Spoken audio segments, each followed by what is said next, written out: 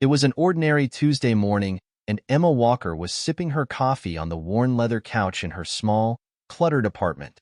The sun had just begun to rise, casting soft rays through the dusty windows, illuminating stacks of books, half-assembled furniture, and scattered papers. Emma wasn't particularly good at keeping things organized, but the cozy mess reflected her life perfectly. She was a librarian at the local branch, where her love for books and her quiet demeanor made her a familiar face.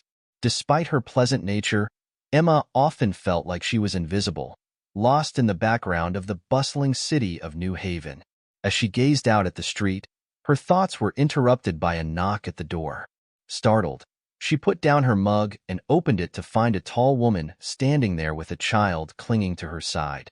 The woman was dressed in tattered clothes, and the child looked pale and sickly, their eyes hollow with exhaustion. "Excuse me," the woman said softly. "I'm sorry to bother you. My name's Clara.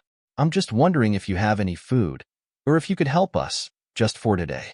We're in a bit of trouble." Emma's heart tightened. She hadn't been expecting this, but there was something about the woman's vulnerability that made her pause. Clara's eyes were filled with desperation, and the child clung to her side like they were afraid of being abandoned. "Of course," Emma said immediately, stepping aside to let them in. "Come in. You're safe here." The woman looked at her in disbelief before stepping cautiously over the threshold. Emma's apartment, though small and imperfect, felt like a sanctuary in that moment. She quickly moved to the kitchen and grabbed whatever she could find. Half a loaf of bread, some leftover soup, and a few fruits she hadn't eaten yet. "Thank you," Clara said, her voice thick with emotion. "I don't know how to explain. We've been on the streets for days, and I don't know where else to go." Emma handed her the food and placed a cup of water on the table. Clara took the food with trembling hands, her eyes welling with tears. She sat down beside her child, who had barely moved during the exchange, looking up at Emma with an unreadable expression. "I'm sorry to be a bother," Clara continued, wiping her eyes. I didn't know where else to go. I'm trying to get us back on our feet, but it's hard. Every day is harder than the last." Emma sat across from them, her own heart aching with empathy. She had been fortunate enough to always have a roof over her head, a steady job, and enough food to eat. But she also knew the struggle of feeling invisible, of feeling like life was just passing by.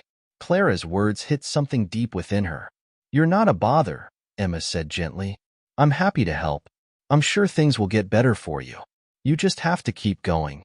Clara looked up, her gaze softening. "I don't know if I can. It's so hard, and I've lost my way. I feel like I'm failing her," she whispered, nodding toward the child, who hadn't said a word. Emma's heart swelled with compassion. She had no grand solution for Clara's troubles, but there was one thing she could offer: a listening ear. "Tell me about her," Emma said softly, gesturing to the child. "What's her name?" "Her name is Lily," Clara said, her voice breaking as she gazed at her daughter. "She's only 7, but I'm all she has left. Her father, he left us when she was a baby.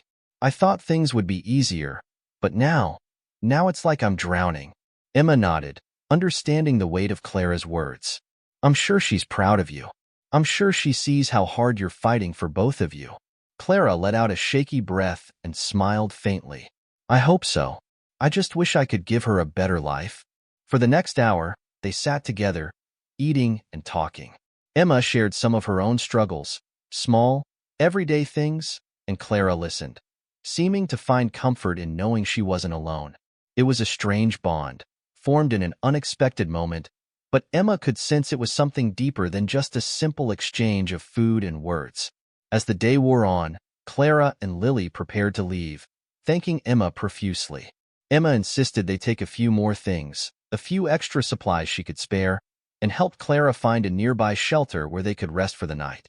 When they left, Emma felt a strange mix of emotions. She wasn't sure what had compelled her to open the door, but she was certain something had shifted in her heart. The next few days passed by in a blur. Emma continued her routine at the library, shelving books, helping patrons, and quietly feeling like she was simply going through the motions. Yet, she couldn't stop thinking about Clara and Lily. Were they okay? Had they found some stability? A week later, Emma received a letter in the mail. She didn't recognize the handwriting, but when she opened it, her eyes immediately locked onto the words. Dear Emma, I don't know how to thank you. You didn't just give us food and a roof for the night. You gave us hope. I don't know where we would be without your kindness. Lily's smile has returned, and I've found work at a small cafe in town. It's not much, but it's a start.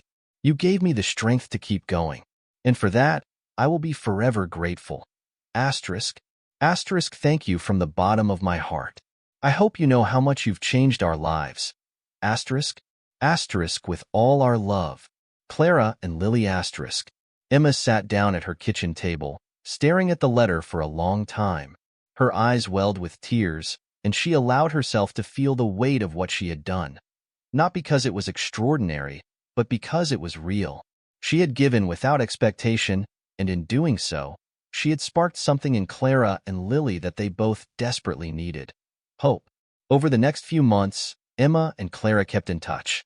Clara found more work, and Lily's health improved with the care she received. Every now and then, Clara would write to Emma, updating her on their progress, and Emma found herself drawn to the letters, grateful that something so small could lead to something so significant. One afternoon, Clara stopped by the library with Lily in tow. They were no longer in tattered clothes. Clara had managed to piece together a new wardrobe, and Lily looked like a healthy, happy child again. They sat down together, catching up as if no time had passed. I wanted to thank you again, Clara said, her voice full of emotion. You were there when I needed someone, and I'll never forget that. You've shown me that kindness doesn't always come with strings attached, that there are people who will give just because it's the right thing to do. Emma smiled, her heart full. You don't have to thank me. I'm just glad I could help. Lily, who had been sitting quietly, suddenly looked up at Emma. You're like a fairy godmother, she said with a shy grin. You made everything better. Emma laughed, feeling warmth spread through her chest. I'm no fairy godmother, she said, just someone who saw two people in need and did what I could. But in that moment, she realized something. Sometimes, the smallest acts of kindness are the ones that change the world. And no matter how ordinary we are, we all have the power to make a difference, one small act at a time. As they left the library that day, Emma watched them go, knowing that their journey was far from over, but also knowing that in some way, it had all begun with a simple gift. Weeks passed, and Emma's life returned to its usual rhythm. The library had become her sanctuary again, filled with the comforting smell of books and the quiet murmurs of visitors. Yet, she found herself reflecting on Clara and Lily more often than she expected. Every time she passed the spot where they had stood by her door, every time she saw a mother and daughter walking down the street, she thought of them. Emma had always prided herself on being someone who was quietly content with her own small world, but their story had stirred something inside of her, a need to connect more deeply with others, to offer help where it was needed. One particularly gray afternoon, as Emma sat at her desk sorting through library returns, her phone buzzed. It was a text from Clara. Emma, I hope you're doing well. I have some news to share.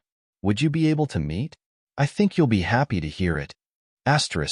Emma felt a flutter of curiosity.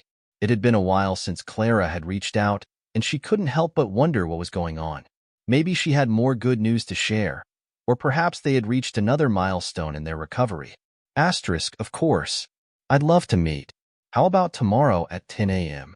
I can meet you at the cafe near the library. Clara's response came quickly. That sounds perfect. See you then. The next morning, Emma arrived at the cafe early, as usual. It was a small, cozy place, with a few mismatched tables and a chalkboard menu offering an assortment of freshly brewed coffees and homemade pastries. Emma took a seat by the window, where she could watch the world outside. A rainy day, with people rushing past, umbrellas in hand.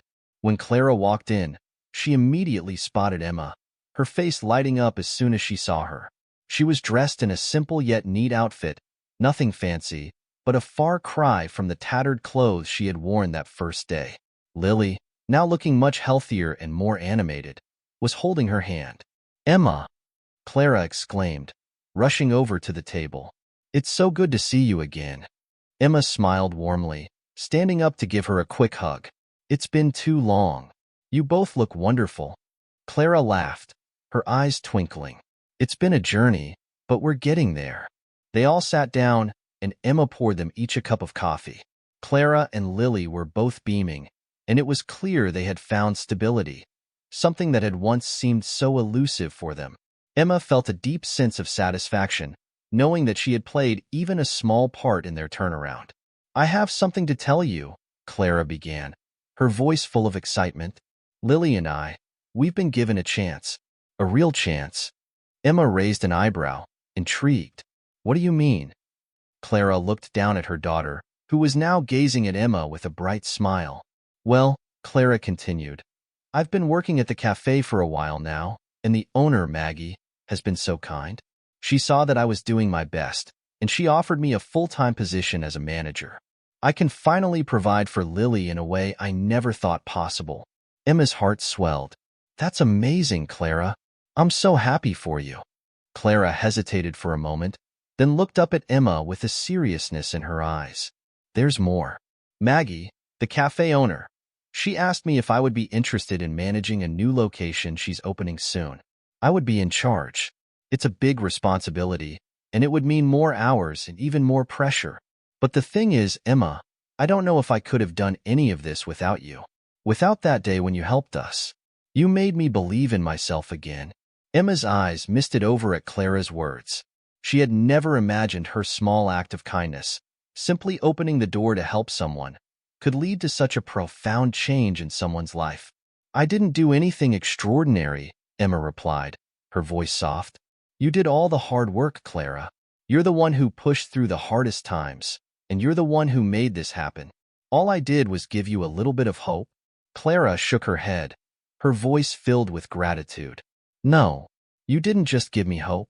You reminded me that there are still good people in the world, people who don't expect anything in return.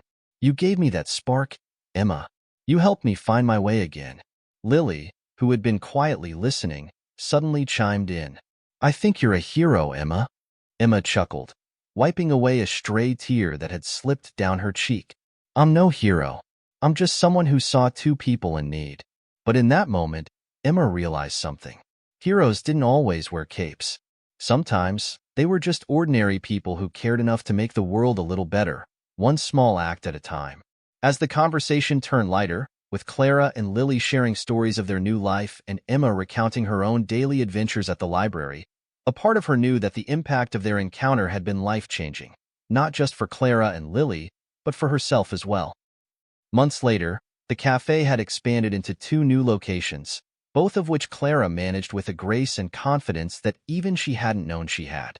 Emma was invited to the grand opening of one of the new cafes, and as she stood there, watching Clara interact with her team, she couldn't help but feel an overwhelming sense of pride. She hadn't just helped a mother and child. She had witnessed the transformation of 2 lives, and in the process, she had also learned something invaluable. The power of kindness was not in the grand gestures, but in the smallest moments of human connection. At the grand opening, Clara pulled Emma aside, her face beaming with joy. I wanted you to be the first to know, she said, her voice trembling with emotion. This cafe, this life, it's all possible because of you. I'll never forget that. Emma smiled, her heart full.